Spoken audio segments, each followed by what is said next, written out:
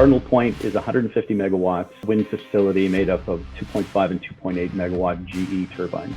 Fits within a 100 square mile area. When the going got tough, we fully expected Black & Veatch to stand behind their project, and that's exactly what happened.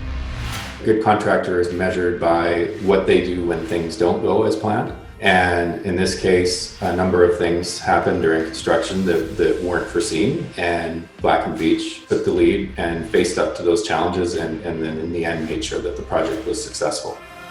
It's always a proud moment when both parties can walk away from a project and say, you know what, we did this together. We did it because we were willing to work together to make the right decisions to get the job done. And you don't get the opportunity to do that too often.